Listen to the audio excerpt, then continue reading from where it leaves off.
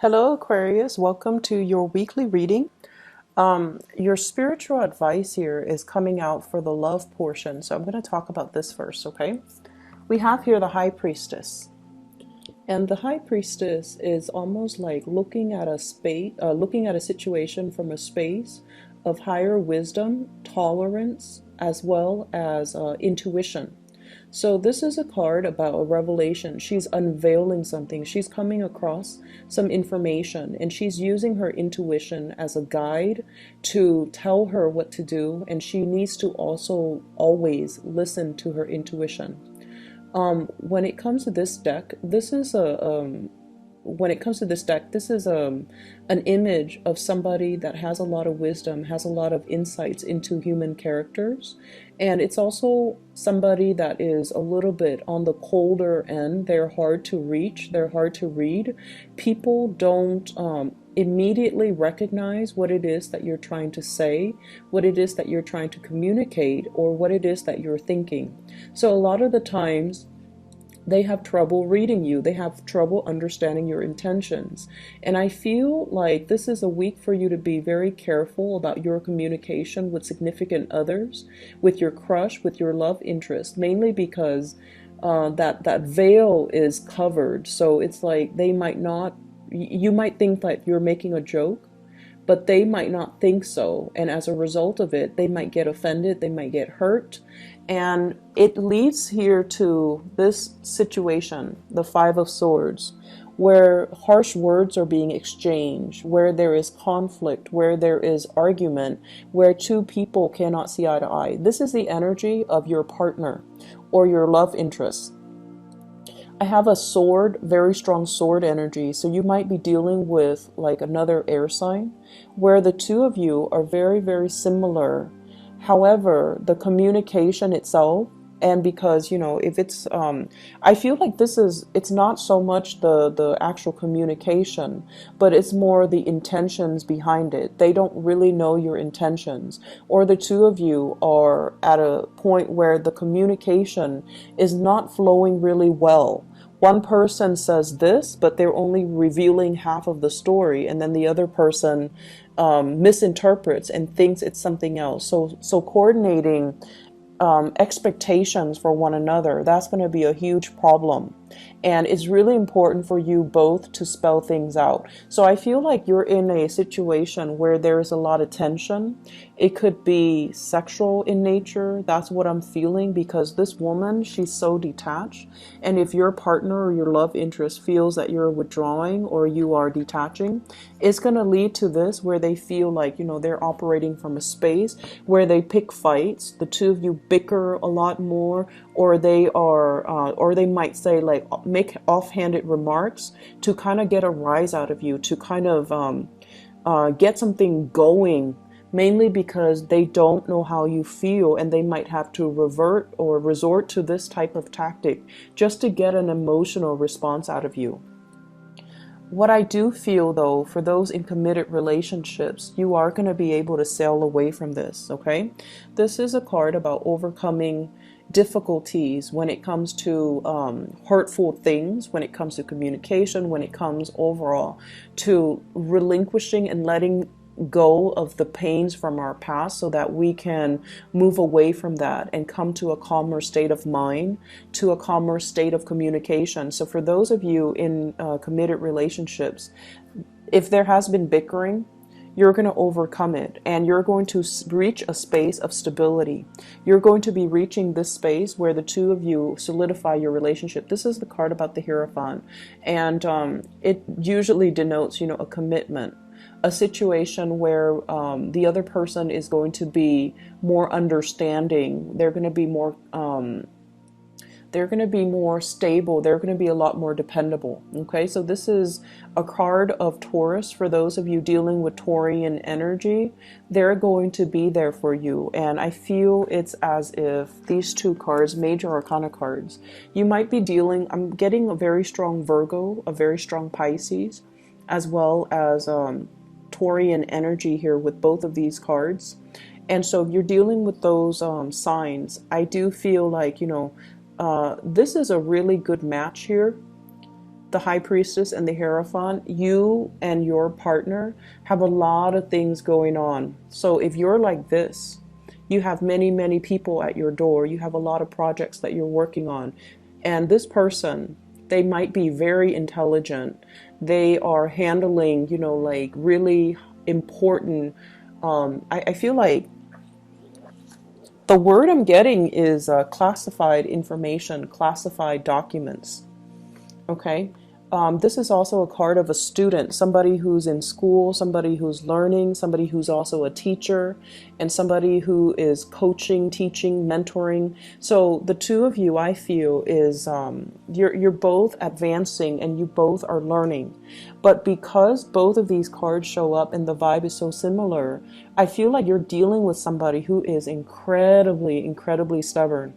Okay, they might not be a fixed sign like the Leos, Taurus, another Aquarius, or what's the last, the Scorpio people.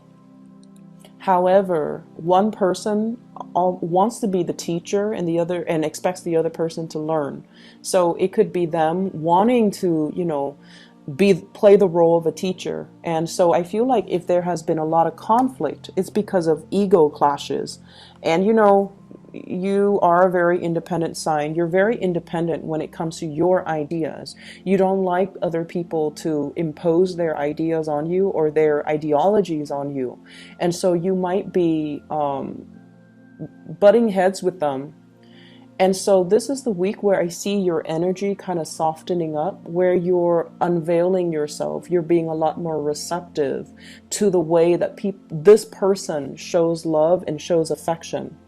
And I feel like a lot of it, the catalyst that allows the two of you to do that is the Ace of Swords. This is truth, communication, revealing how you really feel and allowing the other person to kind of be themselves. If they feel like they want to, be the teacher in the relationship, if they feel like they have a lot of insights, a lot of things that they can offer you, maybe there is some truth to that. So maybe, letting them talk, maybe just letting them be, maybe giving them space, and maybe just having that breakthrough in communication so that the two of you can share. And really, I see a major thing here about you needing to communicate from the heart, needing to as well not be so harsh with communication, so toning it down a little bit. And they're saying baby talk, and I know that sounds so weird for an Aquarius. I can't even imagine, but they're saying like baby talk, okay, with the sword energy. I feel as if it's saying here, really pick your battles. If it's not worth it, don't fight over it, because you guys can get really bogged down when it comes to if there are disagreements in certain ideas. You want to get to the bottom of it. You want to resolve discrepancies. You want the other person to come to your way of doing things or believing in certain ideas. And if the other person's really stubborn, the more you push, the more they resist.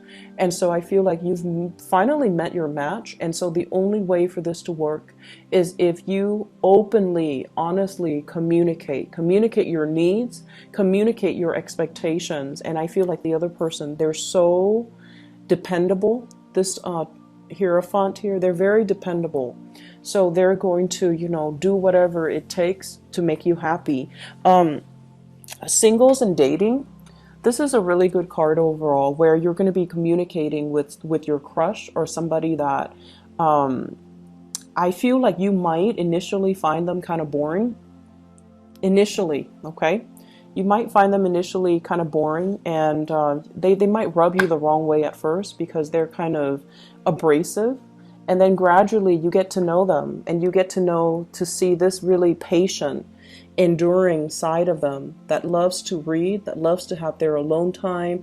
They're quite independent, and they're just a pillar of strength and stability and morality as well.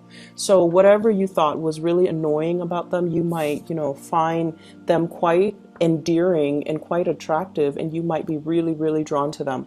And I think a lot of it is happening because of really great communication between the two of you. So if there has been tension, I feel like it's de-escalating and it's leading to some major communication breakthrough. So there's going to be a lot of talks with relationship partner, crushes, etc. for this week.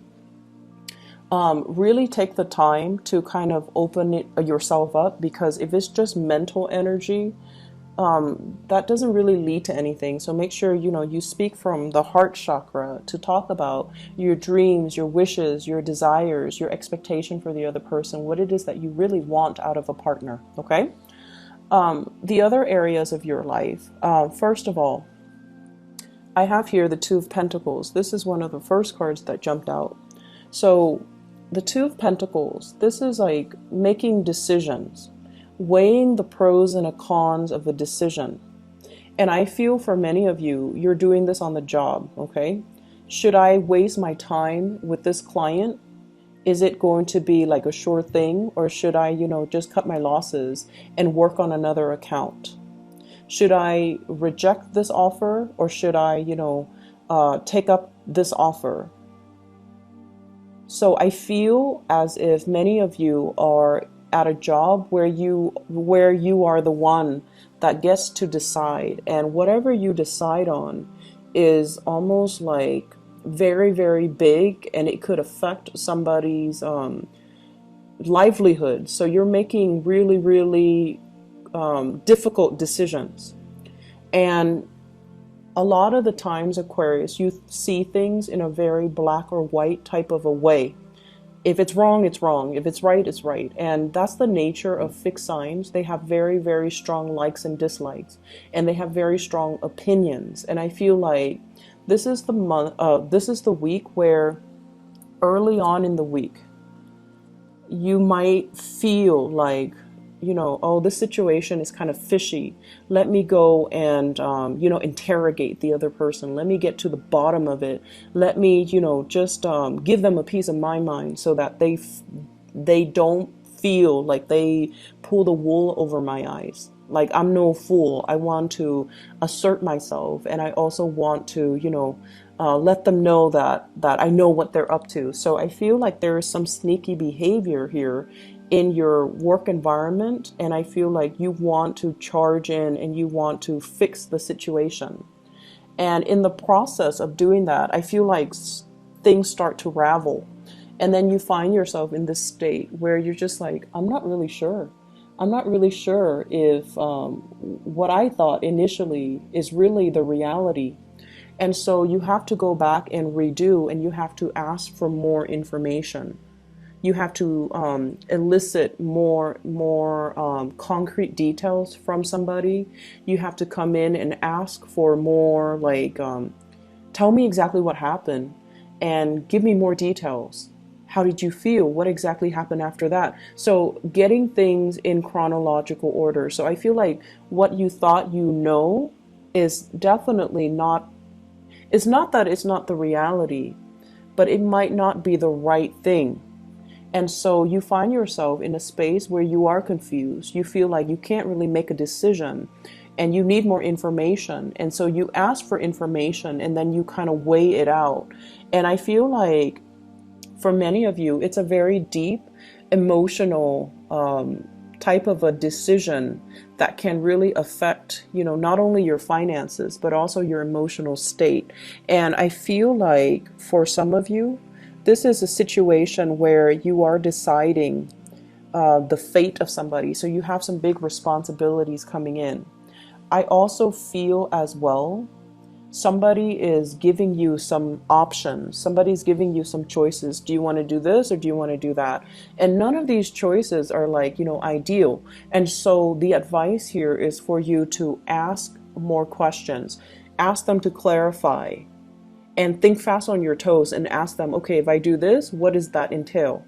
5 months down the line, what does that entail? So really if you're not ready to have this conversation, wait it out. Just tell them, I have a lot on my plate right now. Can we do this tomorrow? And then when you go home, plan out your course of action, plan out the questions that you're going to be asking, because I feel like there's some major decisions to be had about your future. and or somebody else's future. And it's big decisions, and it needs to be, you know, weighed out very, very thoroughly and very carefully. And so because it seems like, you know, if you're seeing things like in a very binary way, like yes or no, right or wrong, black or white, do I like it or don't I like it, it's not going to be enough. There are a lot of nuances here, and you have to be very careful about how you handle it.